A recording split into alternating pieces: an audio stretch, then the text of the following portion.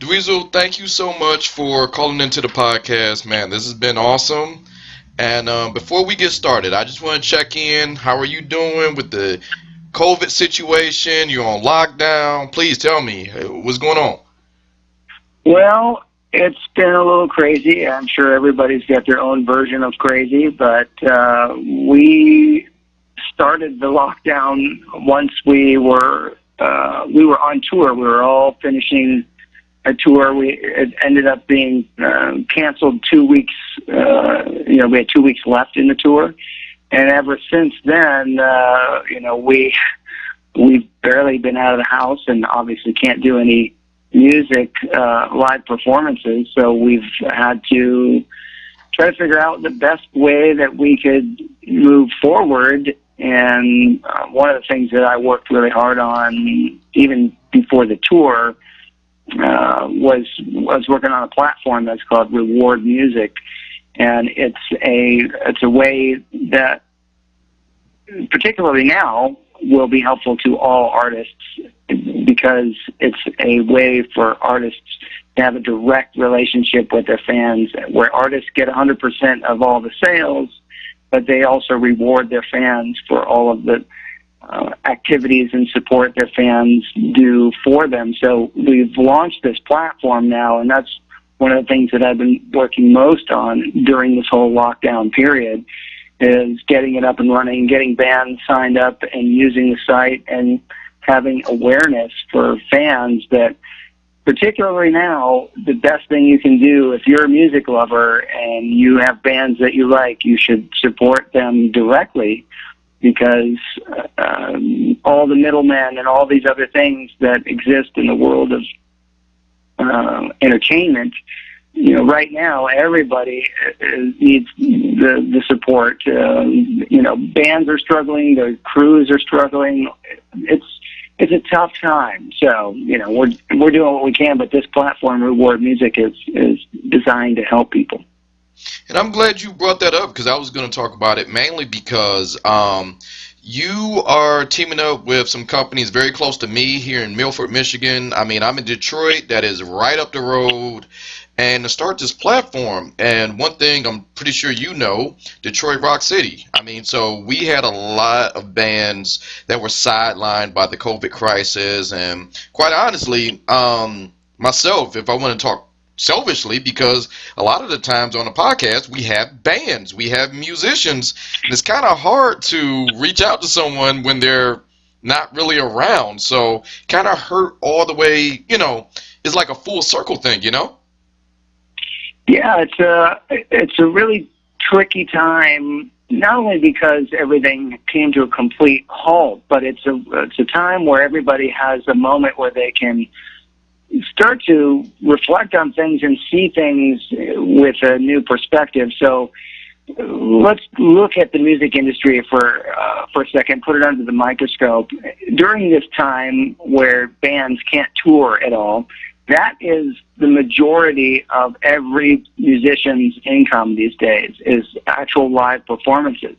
So it's been taken away completely, and the previous thing that was taken away from artists, more than a decade ago, was album sales.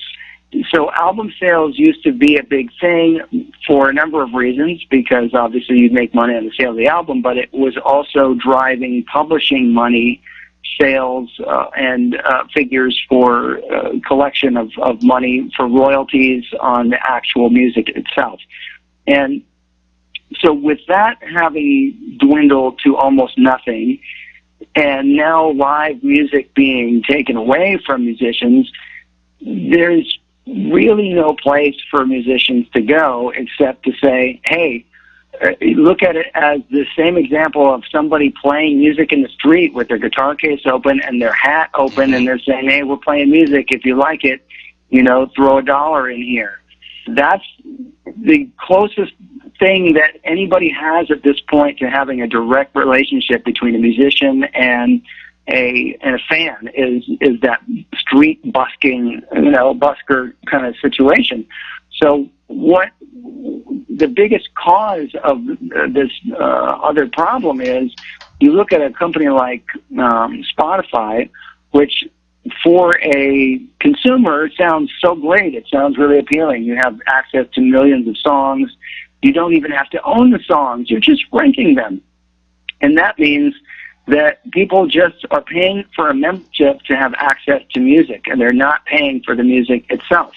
So the people that really like music are not actually supporting musicians. They're supporting Spotify because they're just part of their membership system. So the value of music has been transferred to a membership service industry, and that's the biggest problem going forward for musicians who cannot tour anymore, is the value of what they do has been taken from them. And I'll give it to you in another way so you can have some perspective also, because Michigan is an automotive state.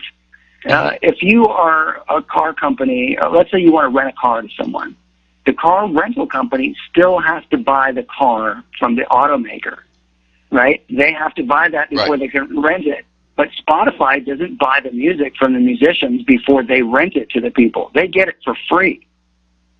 So that's the biggest difference here. And that's why, again, Reward Music is all about trying to create the ability for artists and musicians and their fans to have a permission-based relationship that's a completely symbiotic relationship where the more the fan supports the artist, the more rewards they get, then things cost less for them. They get a better deal on a T-shirt or music. But you also get exclusive content, and you have the ability to have everything all in one place. That's what Reward Music does. It puts every artist's content, all their music, videos, merchandise, everything all in one place. So it's easy to get to. You don't have to get distracted by a rabbit hole of other stuff. If you want to support the artist, you go directly to them. And again, you know, that's the biggest challenge for musicians at this point. And, you know, that's what we've been working so hard for this whole lockdown time, the last 7 months. And we have this thing up and running, and it actually is working, and it's going to grow. It's not intended to be an overnight success. It's a thing that is out there for anybody that loves to do music, or if it's their professional career. This is the way for you to have a direct connection with your fan base.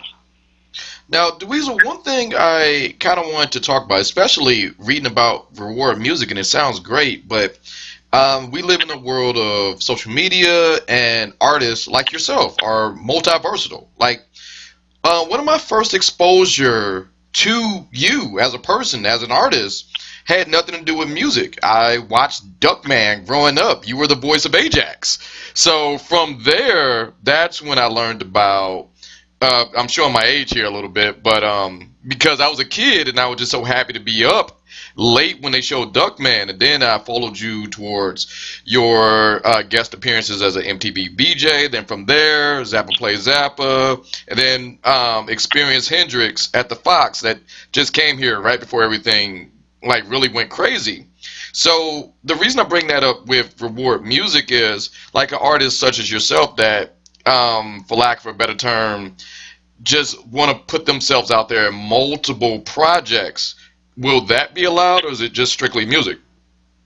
No, it's the beauty of Reward Music is that you as an artist can take whatever you do, whatever your interests are, and you can put them all in one place. So let's say you have the ability to teach music lessons. You can have your music lessons be, you can do live streaming, like town hall class style things where you can have, I think, at least up to 100 students all at once, and you can put all of these things as a pay-per-view system. Everything can be subscribable as well, so you could have a podcast and you could host it on a Reward Music site, and everything would be tied to your own bank account, and you get 100% of the sales.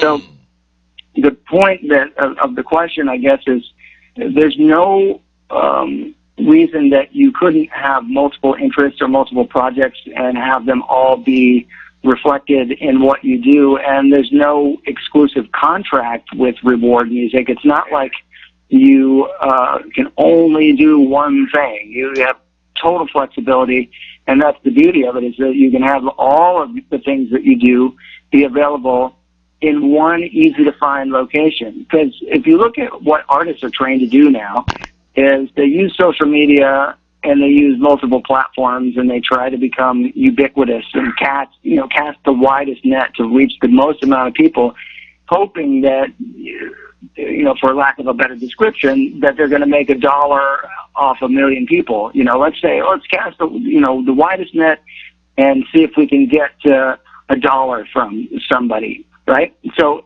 instead, why not make a curated experience where you can give somebody a great experience?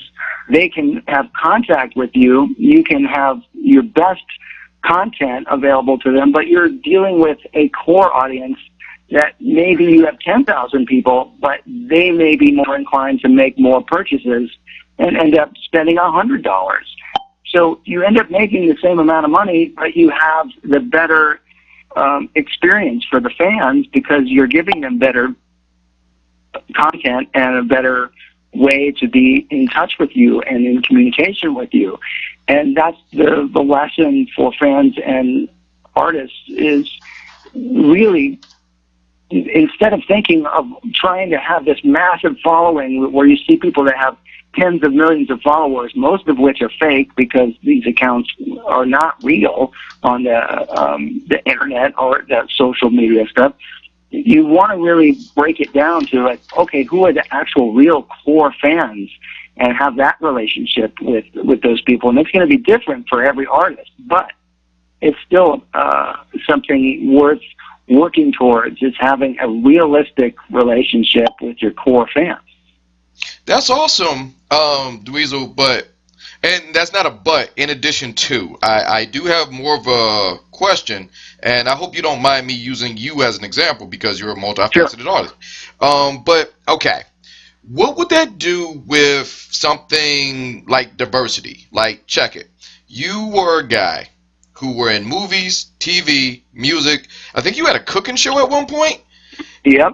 And I guess what I'm getting at is, like, you know how you have those super fans and they may come up to you and they say, well, I know you from this thing, but I don't know you from that thing. Will Reward Music just kind of shut all of that down because we know you from that thing, or will that just work in addition to whatever they know you from? I hope that helps. Well, imagine it like this. If the internet was created today, an artist would say, hey, you know what would be great? What if I could have a place where I could put everything that I do all in one place so that it's easy to find, and anything that anybody wants to know about me, they just go to this place and they can look it up. If they want to know about my interest in cooking, I can have a section for that. It's basically your website, but it's your ability, it's your full broadcast network, it's your pay-per-view ability, it's your hosting for podcasts, it's your anything that you can imagine that you would want to make, that you wanted to show people or offer for sale, you can put it all there, and you have the ability to communicate with whoever your community is. And so the problem is that the internet the artists got used to this idea somehow. They're brainwashed into thinking that they have to put their stuff in all these different places and put it on all these different platforms. And when you do that, what happens is you are drawing people to these platforms, but you're not getting the emails of the people that you are bringing in. So your fans are giving away their information to these platforms, who are then selling that information and making billions of dollars by advertising and selling the fans emails. And so Reward Music is the opposite of that. When you are the artist and you have somebody come to you directly, you are in control of the data that's coming to you, and it's not information that's being shared or sold off. Reward Music doesn't take anything from the artist's website. Once you have your website up and running, your Reward Music powered website, You are getting 100% of everything. You control everything that's on there. The Reward Music is only selling the bandwidth for you to host all of your audio and video. And that starts at $20 a month for an artist to be able to do that. So it's a low cost of business, but you're getting 100% of the profit of whatever you're putting out there. So again, going back to your question, is ultimately you can do anything you want. You can present any side of you that you want. Your music, your interest in cooking or teaching music or anything. You can make it all have value, and you can curate that experience for the fans that support you directly. Well, all of this sounds awesome. Now, I want to ask the question. It's the hard question I want to ask you. Sure. Obviously, you may not just be, what they say, I'm not the owner, I'm also a client, like the old school Hair Club for Men commercials. I'm pretty sure you have already taken, the mantle of putting some of your stuff on there. So what would you say your first dip my baby toe in the water that Dweezil's putting out on Reward Music? So, just for people to fully understand, when you are using the services of Reward Music, you as an artist are essentially just creating your own website, but the website has all of these abilities to give you live broadcasting abilities and pay-per-view and all of these things that typically, if you were going to have to try to make those things happen, you'd have to use 5 or 6 or 7 other platforms, see if you could get them all to work together, and Reward is all integrated. So for me, I do have my own site that's operating now. It's basically just DweezilZappa.com, and Reward Music is powering my site because it has all the integrated things. But what I'm doing on there is what I've always done, which is offer music, T-shirts, videos, things that I can do in the future are going to be, I'll be able to do hosting of some podcasts that I'm working on. I'll be doing guitar lessons live and recorded. I'll be doing a lot more stuff where I have video concert footage that I can start streaming, things that I haven't had anything I could do with because there was no way to get it released without having to spend a lot of money for packaging and things. Now you have the ability to release things in a digital format without having to manufacture a bunch of discs and artwork and all of these things. So things that might have been not cost effective to even bring to market, you can actually bring to market now.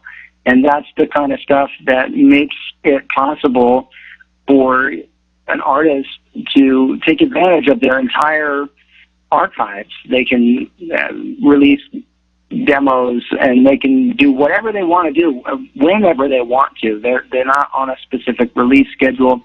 So ultimately, it's freedom and flexibility, and I know that we're talking a lot about this one specific thing, but ultimately the experience of an artist in today's modern music business, it's very, very difficult to get, to sustain anything. We've had everything, the rug's been ripped out from under us, so we're all trying to find a way to make that connection.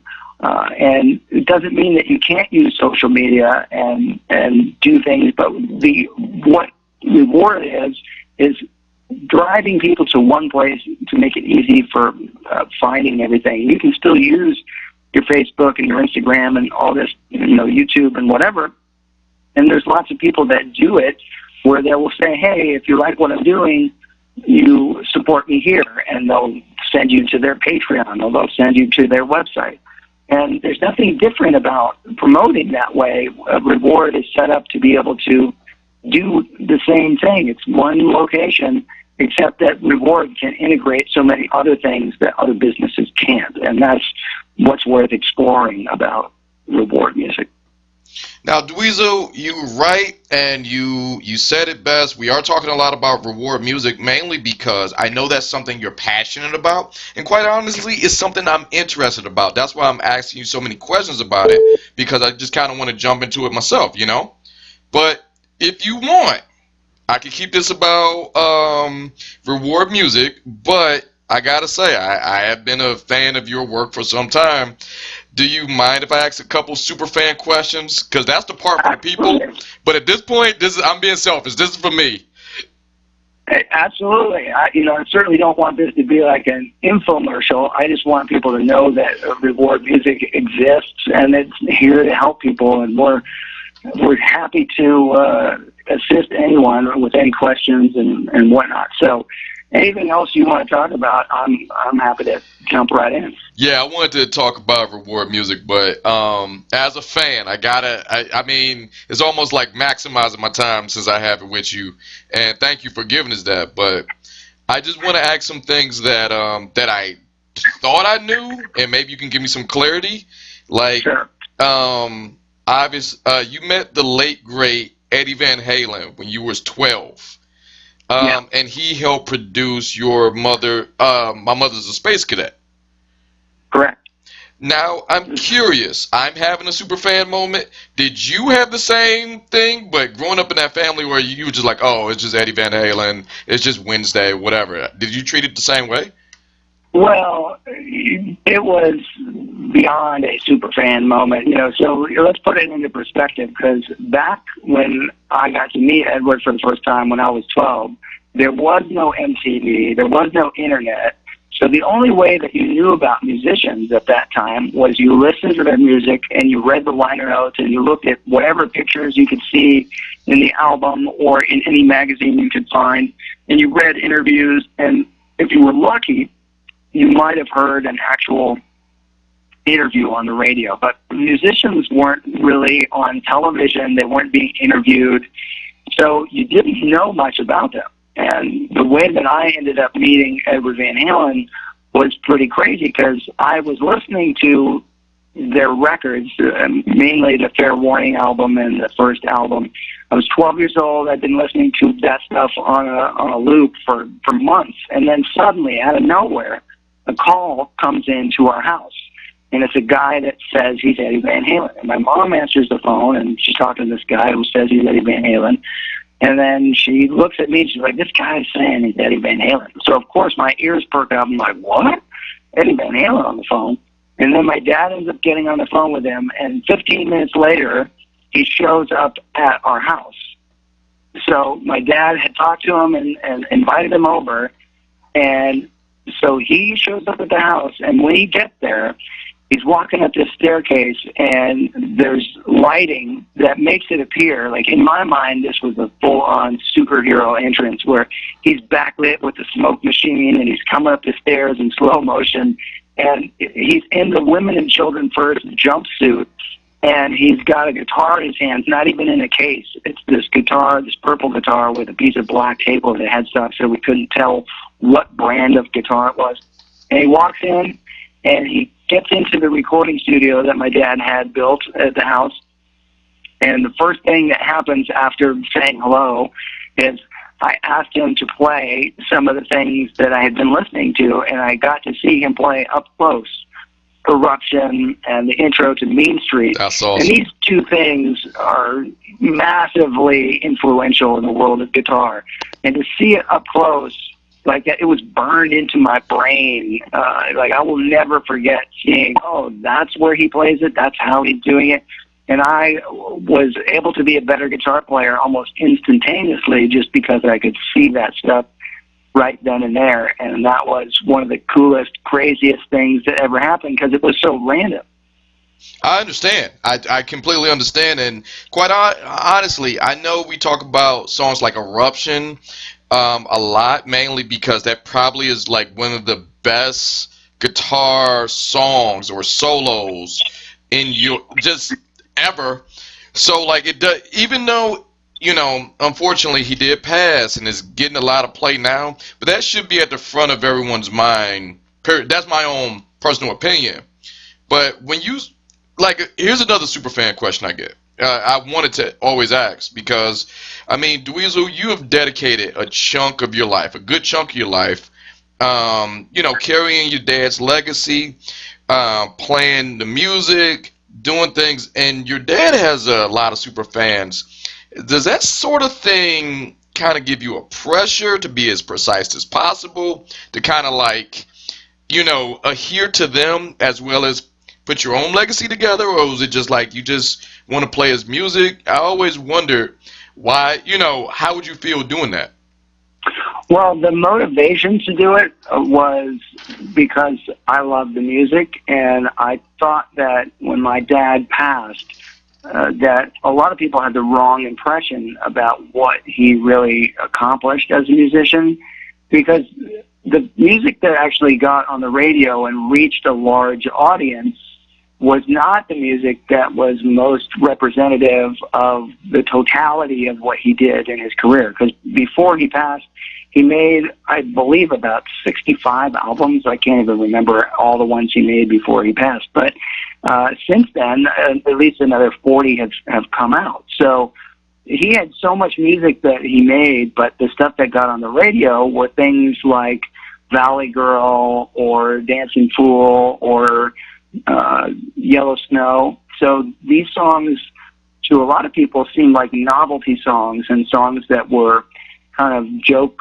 or humorous songs. Mm-hmm. And that was really not what he was about. So when I decided to embark on playing his music, the goal was to actually not play most of those things that people thought they knew, and give them a chance to hear things that were more representative of his skill as a composer, as a guitar player, as a band leader.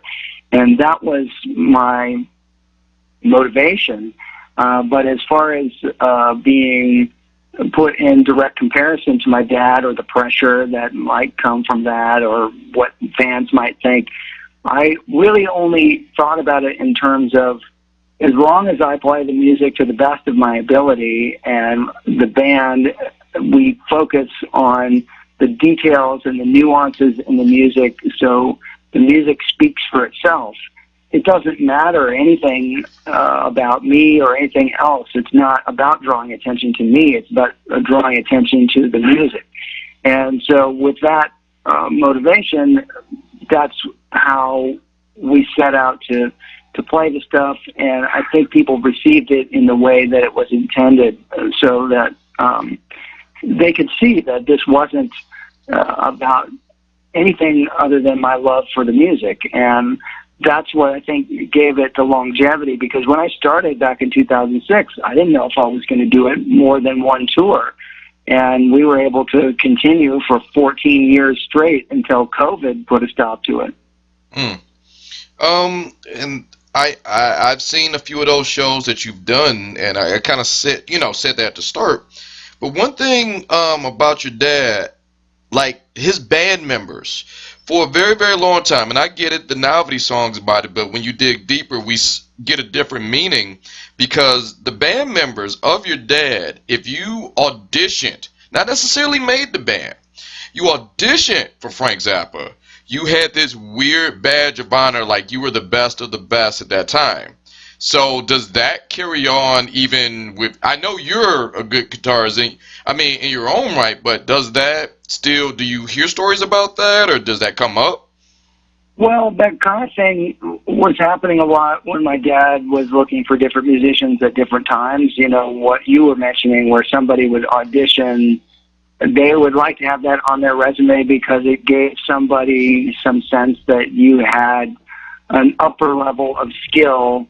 Even if you didn't make the band, if somebody's saying, oh, well, I auditioned for it, that it may or may not be true that they had the skill to have been able to actually possibly make it into the band, but people used it as a sort of credential.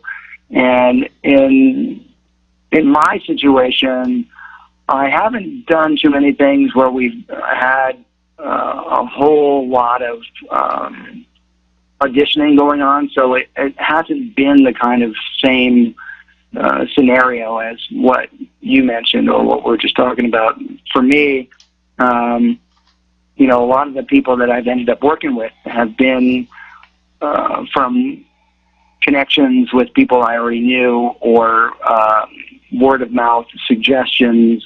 I have had some open auditions and some of the initial first wave of band members came from some of those things. But I don't think that it carried the same weight for somebody to be able to say, oh, I auditioned for this project, because my dad had been sort of out of the limelight for at least a generation.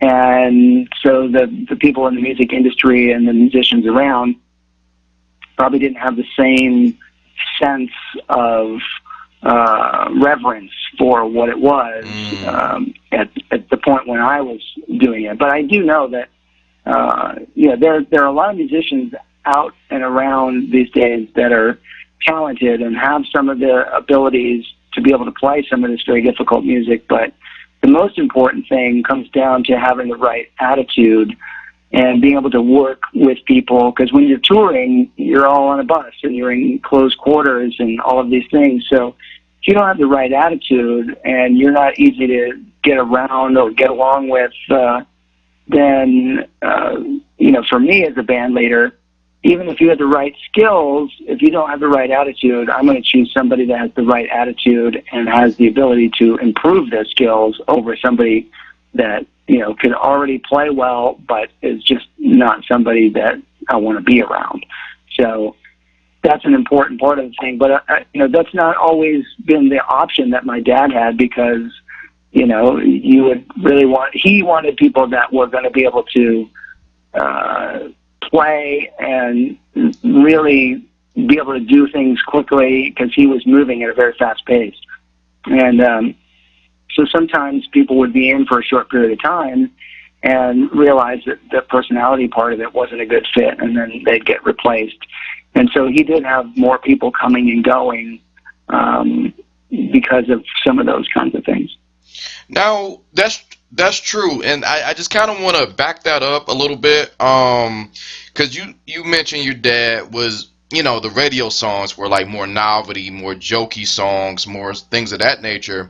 But one thing that we pride ourselves here, we tell a lot of jokes on this podcast, but one of the things that we do is, especially with jokes, you got to have like a level of intelligence to understand the joke, to understand the subject matter, and to convey it in a humorous way, which takes precision. So this is something I always thought, and I read on the internet, and maybe you can confirm for me. I'm sorry I put such a long tail on this question, but Dweezil, was your dad a drummer before guitarist?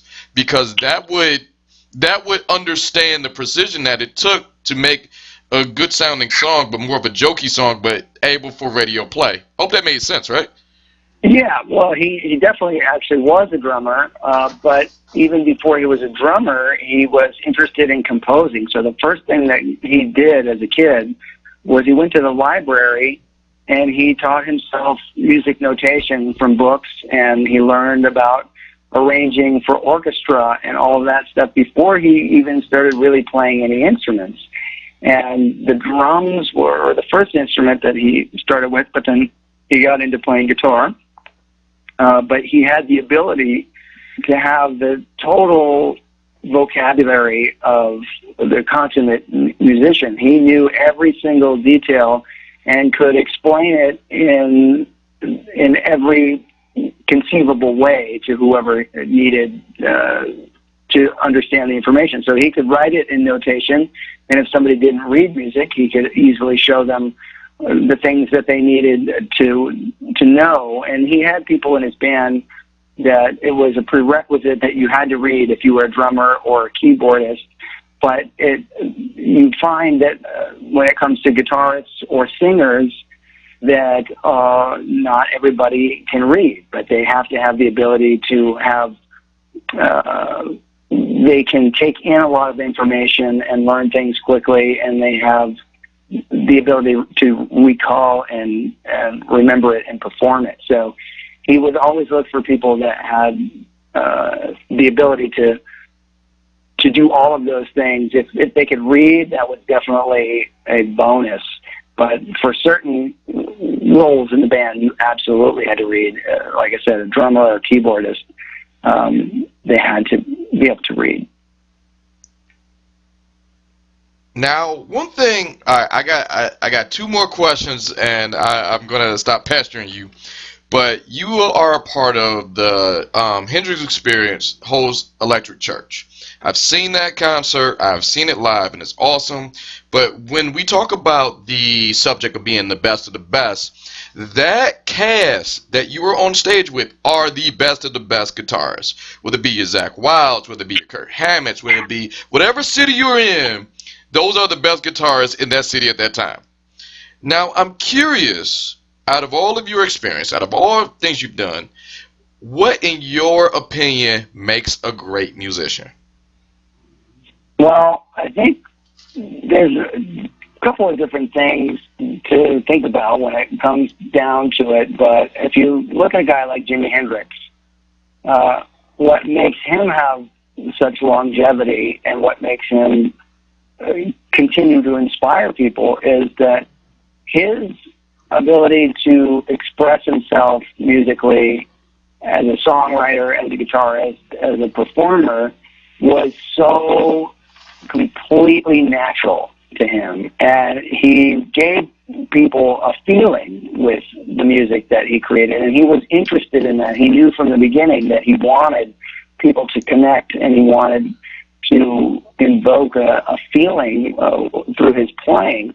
And I think that if you don't know anything about music, the general thing that draws you to liking something in music is something sounds good to you and you end up feeling something. You're excited, you're happy, you connect with it because maybe the music is something that reminds you of something sad, but it still is an uplifting experience.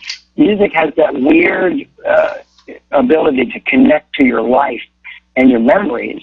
And I think that to be a really great musician, there are a few different areas that you really tap into.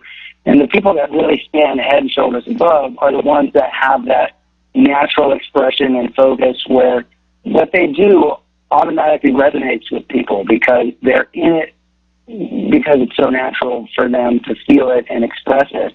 And then it just translates to people. But you can also be a technically very proficient musician, like anybody in an orchestra. People that play music in orchestras are trained to read notes off a page and play them with precision and play them well. But they may or may not have the ability to write their own music or do something on their own that would create the same feeling as when they play with others. So there's a few different levels of how this all can work, but generally speaking, if you're just talking about somebody that has an innate ability to play and whatever they do, they're able to translate that skill into an emotion or a feeling that somebody can get, that's when it's just totally universal and completely natural. And a guy like Edward Van Halen is another example of that.